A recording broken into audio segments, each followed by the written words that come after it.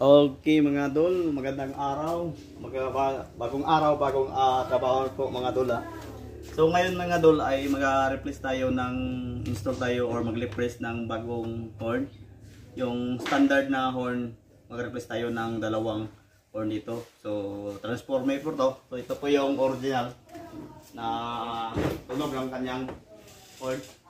Okay. So kung pakinggan mo mga dol ay para pong motorcycle, no? Mapakamalan to ng motorcycle, pero ang kailangan natin ngayon ay mag-replace tayo ng bago. So ito po yung ating replace. Ay nako, so ano po ang pangalan to? Novoplex, no? Japan Technology. So subukan natin kung maganda ba to ang kanyang tunog. Sa nga pala dol, mag-install pa tayo ng dito yung relay, no?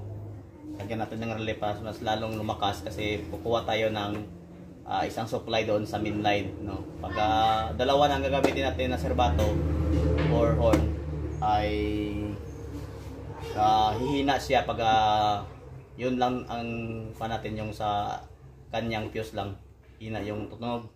Pero pag maglagay tayo ng relay, lalakas yun kasi constant yung kanyang supply ng kuryente. Yun. Okay. Una, tanggalin natin yung tornilyo dito at saka dito. Yung lahat ng mga tornilyo or yung mga kon dito, tanggalin natin para baka pantayo ng space, taas mga nakiyating space, no? So ito, tanggalin dito yung lock. Ayan. Tapos dito sa gitna, automatic lock to na bolt, automatic lock. So yan.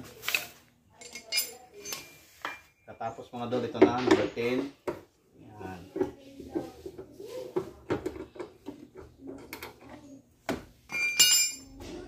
Yan.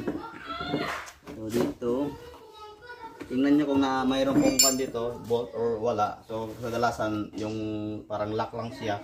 So gagawin natin ganito lang mga dol. Atin lang talagay itong pan dito.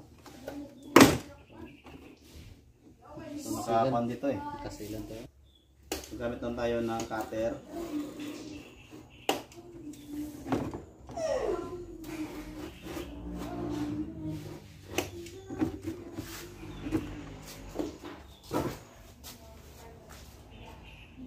Ito na po mga dol ang posisyon nito, no?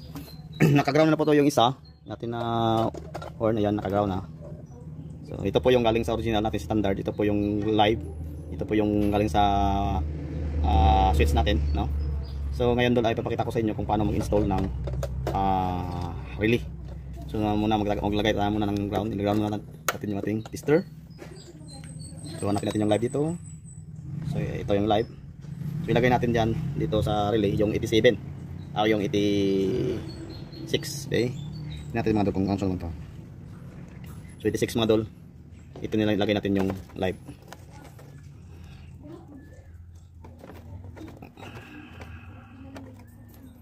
Pagkatapos yung 85 galing po sa switch natin. Yung 85 galing sa switch.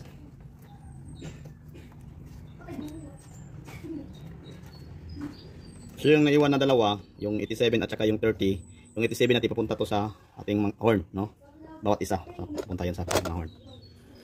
So ito mga dol, idugtong na natin yung 87, no, sa horn natin. So yung isang wire dyan papunta na talaga sa ground. So ito yung red, lagay natin dito.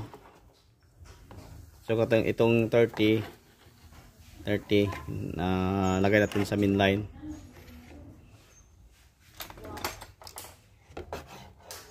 Pagkatapos try na natin na agad yan, no, para malaman natin kung anong pagkaibahan sa standard at saka yung ating na-replace na horn.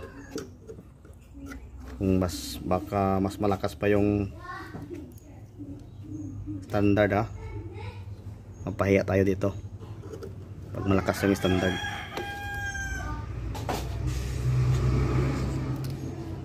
Sige sir, subukan mo sir kung gagana ba yun.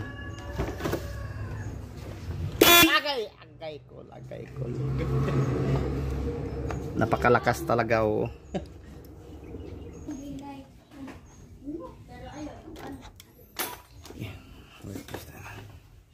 So guys, subukan natin ulit, no?